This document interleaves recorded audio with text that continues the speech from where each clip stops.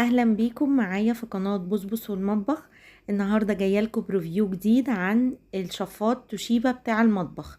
انا ما كانش عندي في المطبخ شفاط، والحمد لله جبت شفاط وقفلت عليه شباك، بس حبيت ان انا اوريهولكم.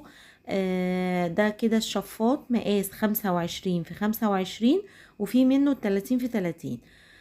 دي الكرتونة كده بتاعته. هو ضمان 5 سنين، وبيبقى مكتوب عليه العمر الافتراضي سنة، لقطع الغيار والحاجات دي كلها. و220 فولت. ده شفط وطرد. يستخدم في المطبخ، في اللي بيكون فيه شبكة كده مضلعة من فوق، برضو في ناس بتجيبه للمطبخ او للحمام. بس انا عشان ما كانش عندي فجبته بقى وركبته. بجد حلو جدا، فرق معايا قوي في المطبخ وفي السخونية في الهوا كمان. هوريهولكوا بعد التركيب.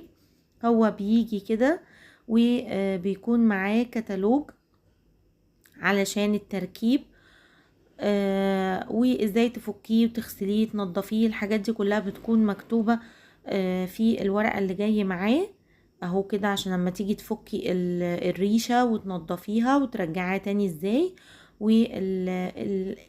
والمقاس بتاعه مظبوط. لو انتي هتعمليه في شباك يبقى تبقي عارفة ان تقولي للراجل يفتح لك الفتحة بتكون 30 في 30. لو انتي هتجيبي نفس المقاس ده، يعني 25 في 25 بتفتحي له 30 في 30. او لو انتوا لسه بتوضبوا وهتعمليه في الحيطة، برضو تعملي حساب 30 في 30، علشان الجزء اللي من ورا ده بيكون اعرض شوية. البلاستيك ده كله بيكون من بره، والشبكة اللي ورا دي هي اللي بنفتح عليها.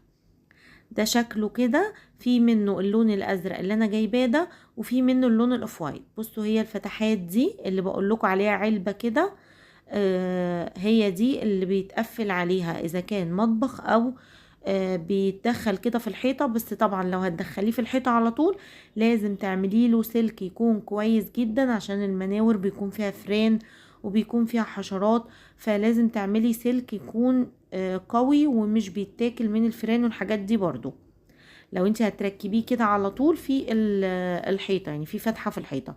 لكن انا عشان هركبه في المطبخ زي ما انتوا شايفين كده، فالراجل نفسه بتاع الألموتيل بتاع الشباك كان عامل الشبكة. يعني بصوا اهي شبكة زي اللي تحت دي، سلك قوي مش بيتاكل بقى من الفران والحاجات دي، علشان اركب فيه على طول الشفاط. ووصلته بقى بالوصلة بتاعته، وخليت الضرفة، ان الشباك عندي صغير فخليت الضرفة من تحت بالعرض، وفوق بس شراعة كده شكل، والشفاط. بصوا المطبخ عندي مفيهوش اي مساحة خالص، هتشوفوا حتى ضرفة المطبخ فوقيه. بجد فرق معايا قوي.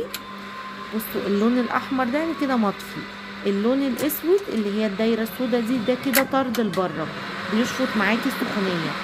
اللون الازرق ده اللي هو بيشتغلك كمروحة، يعني بيرطب شوية كده وانت واقفة في المطبخ. والاحمر خلاص بنفصله. وده كده كان شكل الشفاط معايا. وبالنسبة بقى لسعره كنت جايباه ب1100. ويا رب بقى الفيديو يكون عجبكم، ولايك كتير للفيديو وللشفاط كمان الجديد.